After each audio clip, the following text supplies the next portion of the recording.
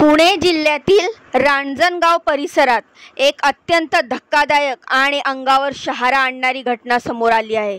या गावात घडलेल्या तिहेरी खुनाच्या प्रकरणामुळे संपूर्ण परिसरात खळबळ उडालेली आहे।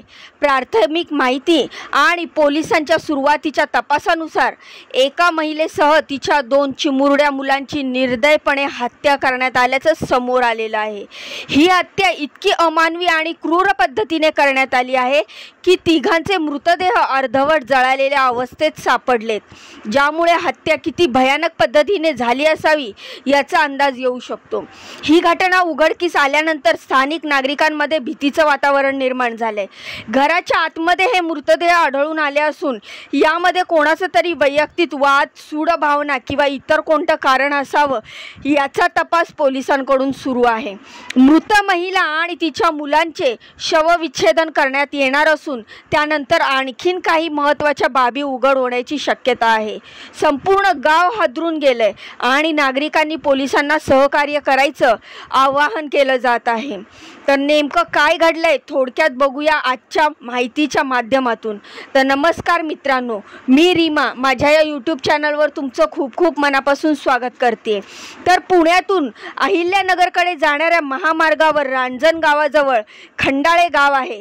तिथे एका मोकळ्या मैदानात अशा काही गोष्टी घडल्या आहेत की सगळं गाव हादरलंय। अहिल्यानगर मुख्य रस्त्यावर खंडाळे माथा परिसरात एका कंपनीच्या मागच्या बाजूस प्रचंड दुर्गंधी पसरली होती। सकाळी साधारण 4:30च्या सुमारास त्या रस्त्यावरून जाणाऱ्या एका पादचाऱ्याला ही दुर्गंधी जाणवली। त्याला काहीतरी संशयास्पद वाटल्यामुळे त्याने तात्काळ खंडाळे पोलीस पाटील सीमा खेडकर यांच्याशी संपर्क साधून याबाबत माहिती दिली। खेडकर यांनी ही माहिती गंभीरपणे घेतली आणि लगेचच आपले पती पंडित खेडकर व इतर गावकऱ्यांना घेऊन घटनास्थळी पोहोचल्या। घटनास्थळी पोहोचल्यानंतर सर्वांच्या डोळ्यासमोर धक्कादायक दृश्य उभं राहिलं। झुडपांमध्ये अगदी रस्त्यालगत 3 अर्धवट जळलेले मृतदेह पडले होते। एक महिला आणि तिच्या शेजारी 2 लहान मुलं। हे दृश्य बघून गावकऱ्यांना प्रचंड धक्का बसला। त्यांनी तातडीने रांजणगाव MIDC पोलिसांना या घटनेची माहिती दिली। माहिती मिळताच रांजणगाव MIDC पोलीस स्टेशनाचं एक पथक तात्काळ घटनास्थळी दाखल झालं। पोलिसांनी पंचनामा करून त्या अर्धवट जळालेल्या मृतदेहांची पाहणी केली। सदर मृतदेह इतके विद्रूप अवस्थेत होते की त्यांची ओळख पटवणं फारच कठीण होतं। कदाचित पावसामुळे त्यांचे मृतदेह अर्धवट जळालेल्या अवस्थेत सापडले। पोलिसांच्या प्राथमिक अंदाजानुसार संबंधित महिला रांजणगाव MIDC औद्योगिक क्षेत्रात काम करणारी एखादी कामगार असू शकते अशी शंका व्यक्त करण्यात आली आहे। या संदर्भात पोलिसांनी त्या परिसरात तपास सुरू केलाय।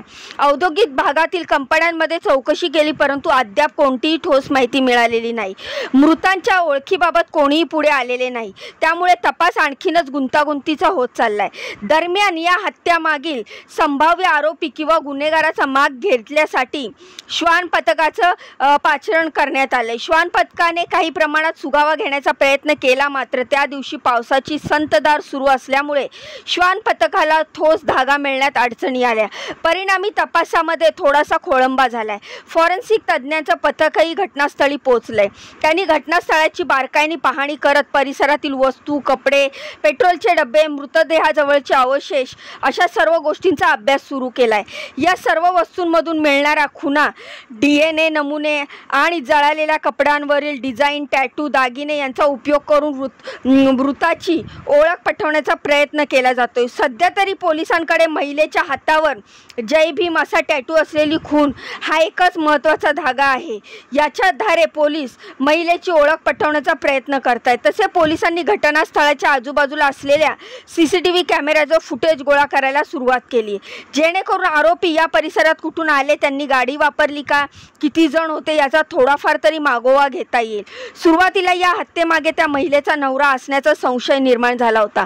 सध्या अज्ञात व्यक्तीविरुद्ध गुन्हा नोंद झालाय। संपूर्ण गावात या प्रकरणामुळे भीतीचा आणि धक्कादायक वातावरण आहे।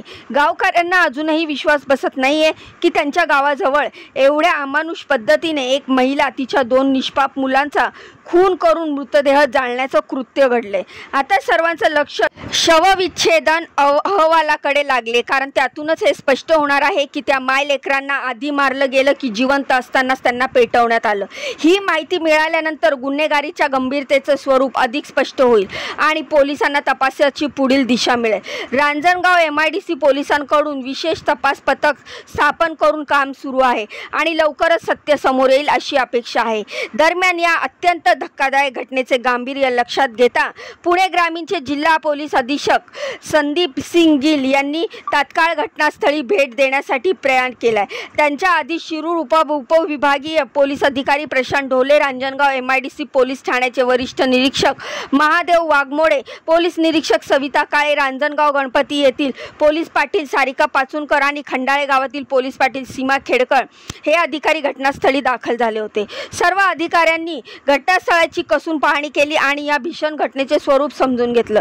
पोलिसांनी घटनास्थळाचा तपशील पंचनामा करत सर्व पुरावे जपून ठेवलेत।